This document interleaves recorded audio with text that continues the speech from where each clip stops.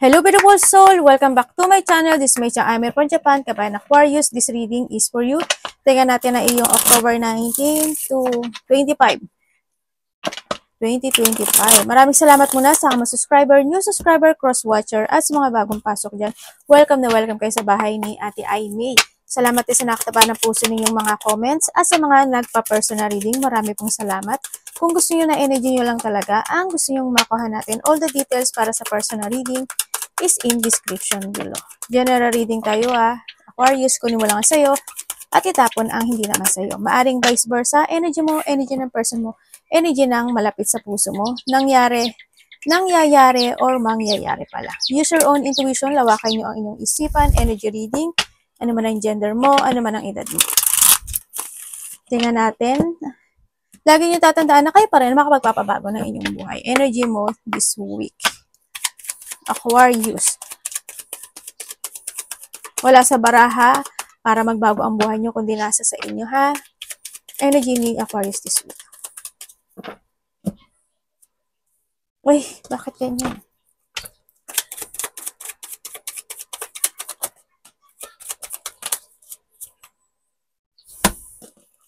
Okay, energy mo this week, medyo painful, no? Yan, may mga unexpected na pwede kang ma-disappoint sa isang lalaki or kung kanino man yan. Kumbaga, this week kasi may challenge ka. Yan, may mga challenge, maaring malungkot, maaring iba dito magkakarandas kayo ng unhappy situation, depression, malungkot, disappointment sa isang tao o sa mga ginagawa o inaaksyonan, pwedeng ganun sa project or kung ano man yung sitwasyon na yan. May mga intense, ganyan. Sa iba yung lungkot, emotions, loneliness, o andun yung feeling hopeless ka talaga this time, pero pilit ka nagpapakatatag. Medyo malungkot talaga. Bakit ang lungkot? May mga sitwasyon na pwedeng hindi mag-success this week. Or pwedeng makareceive ka ng news or text message, ganyan, na ikakalungkot mo, pwedeng gano'n. May mga challenge kasi. Unexpected a blow of emotion to ha. Yan. Conflict pwedeng sa isang lalaki or sa isang tao na matagal mo nakilala, o kaya naman pwedeng kasama sa trabaho, no? O kaya naman pwedeng sa a person who's connected sa iyo. Ganyan. Pwede kang malaki o maliit diyan. Ganyan. Magkakaroon sa iba sa inyo ng heartache or may mga bagay, sa iba is mga bagay na malilito ka kasi may mga gusto kang desisyonan. Ganyan. Maaring malilito ka, ito ba dapat ang gawin ko? Ito ba dapat desisyonan ko? Ito ba dapat unahin ko? Ano bang project? Ano bang i-risk ko? Pwedeng ganun. Sa iba sa inyo, baka nalilito ka lang. Kaya nakikita ko dito yung ano mo. Yun. Iba dito separation. Baka may mga bagay pa rin na nahata ka na nakaraan. Yung mga painful situation mo, pwedeng ganun, na nadadala mo pa hanggang ngayon, na nagiging challenge pa siya para sa'yo. Tingnan natin, yung iba sa inyo may mga mariremanizing kayo. Yan, may mga maalala kayo, dating happiness, good and bad situation, maalala niyo yun. May mga mamimiss yung iba. Maaring maalala niyo mga kapatid mo, anak mo, karelasyon mo. May mga ganun. Basta reminiscing from the past situation sa iba. Ano ang parating?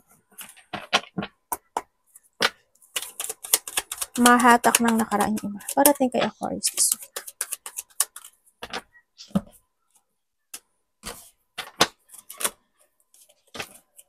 Ano yun, universe?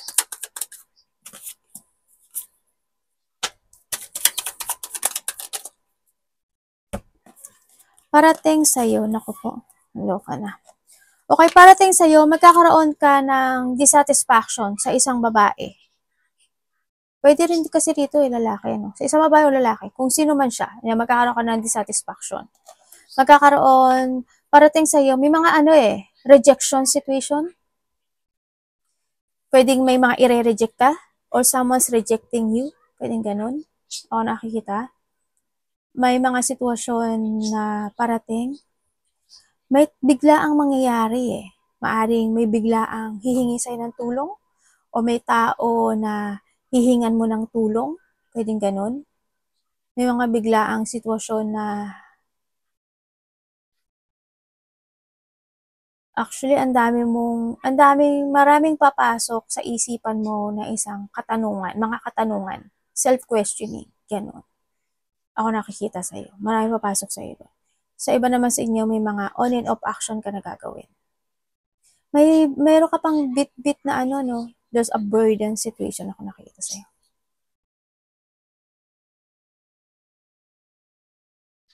Yan ang nakikita kong parating sa'yo. Sa iba sa inyo, may mga gagawin ka doon na ano, multitasking, multiple priorities, may mga bagay ka na parang i-evaluate, parang gano'n sa nakikita ko sa'yo. May gagawin kang gano'n.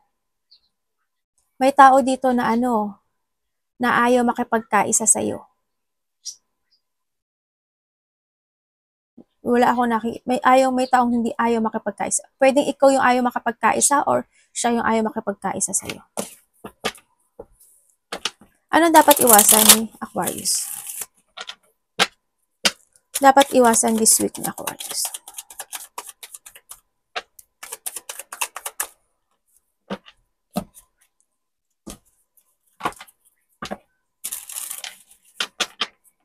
Dapat ito iwasan.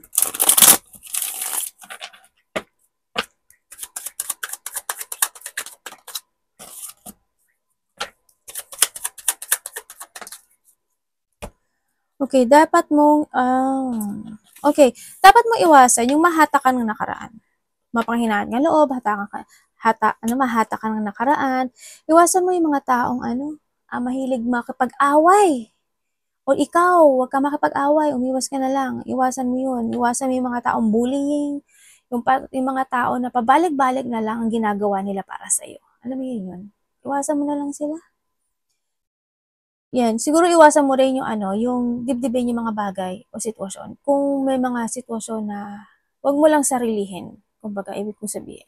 Pwede mo rin i-share sa iba na trusted person mo para hindi masyadong mabigat sa pakiramdam. Alam mo yun? Iwasan mo yung hindi ka makapag-let go. Yan. You need to let go something. You need to getting away with something, no? Yung may mga sitwasyon, alam ko na may mga sitwasyon na hindi pa totally nare-resolbahan. Alam ko yun. Oo nga naman ate, mahirap nga yun. Pero, syempre, kung may mga ganong bagay at alam mo nasa tama ka, ipaglaban mo. Paglaban mo. Huwag mo unahin yung puso mo. Iba kasi pag nauna yung puso talo ka. Ang gamitin mo, yung intellect mo. Sabi ko nga, di ba, palagi, if the emotions is high, intelligence is low. Huwag kang papatalo ng feelings mo. Ganun ka kasi. Ha? Kapag alam mo na sa tama ka, ipaglaban mo. Tayo ko lang naman sa'yo. Nasa sa'yo naman yan. Tingnan natin, kamusta po ang money ni Aquarius this week?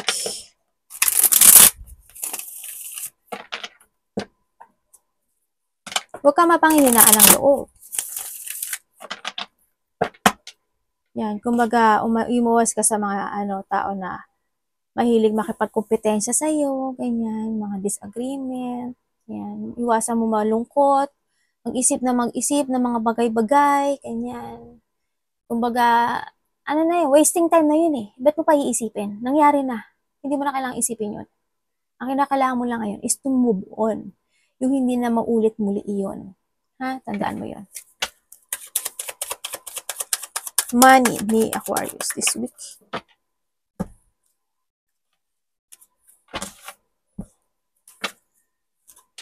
Money ni Aquarius this week. Ganun. Palaisip lang. Okay, when it comes sa money mo. When it comes sa money mo, natuto ka na. Sa wakas. Sabay ka na. Hoping, di ba? Or you need, no? Kumbaga. When it comes sa money mo, at least, di ba, sa dami-dami man lang din na tao na niloko ka, binackstab ka, at hindi naging mabait para sa'yo, dahil kahit na ikaw is naging mabait para sa kanila. Hope, natuto ka na. Or sa iba dito is talagang natuto na. You learn, di ba? Ibig sabihin. Pagdating sa pera mo, yun nga lang, may mga point pa rin ng pagdating sa pera na hanggang ngayon is hindi pa talaga resolving itong sitwasyon. Maaaring may mga tao na ayaw ka ng kausapin, mga taong ayaw ka ng bayaran, mga tao na ah, um, natatakot kang harapin, o maybe ayaw lang talaga kanilang harapin. Sabay ganun eh, no? Yung mga ganun sitwasyon. Yan, ang nakikita ko sa'yo. By this week, kasi may tao dito na hindi ka niya harapin pagdating sa pera. Kung may utang siya sa'yo, hindi ka niya harapin. Ayaw ka niya kausapin actually dito. Maaaring nandito ka sa sitwasyon mo na hinahanapan mo ng solusyon, hindi mo alam kung sa kaliwa ka ba o sa kanan, yung direksyon na tatahakin mo. At least, kahit pa paano, nagkaroon ka ng awakening, or you need to awake. You need to learn from the past. Yeah. May mga sitwasyon by this week, siguro hindi nyo may mga magkakaroon ka ng self-evaluation sa sarili mo. May mga i-evaluate ka na pagdating sa pera. Ay, ito, si ganito, utang nito, ganito eh. Nasa 20,000, nasa 200. Yung iba dito, utang nito sa akin is nasa, kung magkano man yan, gano'ng kalaki man yan. Diba? 200, 100 man yan, 700, diba? 10 man yan, kung ano mang 10 yan. Diba? May mga gano'n. May mga magkakaroon ka ng gano'ng sitwasyon. Magiging more on aware ka na this time actually, pagdating sa pera. Magiging aware ka na. Kasi maaaring natuto ka na talaga. Diba? Mas maganda yun. Sana nga, yung iba sa inyo. Huy. Yun. Magkakaroon, kumbaga, pagdating sa pera, magkakaroon ka na ng pagbabago. May babaguhin ka na sa sarili mo. Magkakaroon siya ng, transformation o pagbabago. As in, may mga decision making ka na. No, pag-iisipan mo na ang mga decision mo pagdating. Pag pumasok na ang usapang pera, pag-iisipan mo na talagang mabuti. O kinakailangan. No? Pero iba sa inyo, magkakaroon ka na ng reflection from the past situation na mga related ang money. Ano ba yan, ate? Tingnan natin. Ay, naku po. Ito na nga. Stress tabo. Okay, meron kang goal sa buhay mo. Meron kang goal sa buhay mo na gusto mo mapagwagian to. Pero nagiging compromise dito, nagkakaroon ng mga disagreement or agreemento dito sa sitwasyon na maaaring kinaka-stress mo. Maaaring ito is related to a money sa iba sa inyo, o may mga tinatahak ka na sitwasyon na kinaharap this time. Pwedeng karelasyon, trabaho, or any situation, goal situation. Maaaring may mga inaalala ka, iba sa inyo pagising-gising sa gabi, hindi gaano nakakatulog, no? Konting tulog na, may mga pressure situation, may mga tao na naiipit ka, maaring naiipit ka sa gitna, maaring ganon. Ako nakikita sa iyo, may mga victory and success ako nakikita sa iyo eh. Pero sinasabi to, know your goal. Know your target. No, focus to your purpose. May mga expectation na naakala mo pagwawagian mo pero hindi pala. Sa iba naman siya, baka may ma-achieve kayo. Diba? Sa iba dito, kasi sumama kasi ito eh. Pero, maaaring sa iba sa inyo may mga achievement, victory and success happen. Malaki man o maliit yan, at least maliit man, may blessing pa rin, diba? Pero dito, you need to focus ang sinasabi. You need to focus para mas-success ka doon o ma-achieve yung bagay na yun. Huwag kang maguluhan o malito, huwag kang magpahatak o magpa-control in your sa sitwasyon. Huwag ka masyadong overthinking. Kailangan sa'yo is to focus. Ang nakikita ko dito. Iba dito, there's a destination situation. Maaring you have tataha ka ng bagong destination or kinakalamba. Kung titingnan ko dito, may pagtaha ka ng bagong destination kasi may ile-let ko ka raw.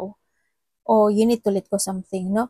Yan. May iba dito, tataha ka ng bagong direksyon, may mga bagong goal, bagong idea, bagong opportunity.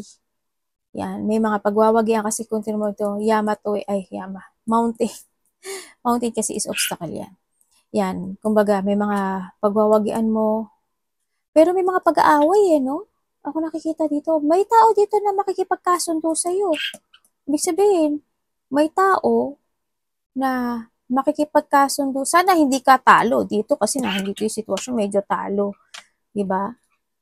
May reconciliation ako nakikita sa'yo. Iba dito, mananakit ang ulo nyo, may headache kayo, insomnia, or may mga, you are more on focusing to a past situation, kasi andito rin siya. May mga pinagsisisihan din yung iba dito. nape-pressure kasi yung iba, no? Ang dami, ano? Tingnan mo yan, ang daming pumapasok sa isip. Ang gulo ng isip lang, ha? Ano yun? Yung mga pag-aaway. Yan, may mga pag-aaway. Ako nakikita sa'yo. May tao na matutuwa dahil ikaw is nakakaranas ng ganito. May mga tao na iinisin at bubusitin ka para maging ganito ka. Or may mga tao na kinaka-stress mo talaga. May tao na medyo parang ayaw magpatalo, no? Ako nakikita dito. Kung titignan mo to, di ba? Yan. Kumbaga, kailangan siya ang masunod, mataas ang ego, mataas ang pride, pwedeng ganun. Na maaring ito yung kinaka-stress mo siya.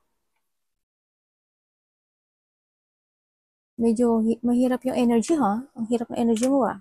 Sana hindi mo to energy kasi ang daming challenge. Malungkot lang. Pero mag-focus ka lang, ha? Mag-focus ka lang dito. Wag kang don't expect too much kasi pwedeng hindi yun makamit eh. Hindi mo siya makakamit. Kung ina-expect mo na magbabayad siya ng utang niya is 100, 200, 1,000. Utang niya 1,000. Huwag ka mag-expect na mababayaran kanya ng 1,000 kaagad.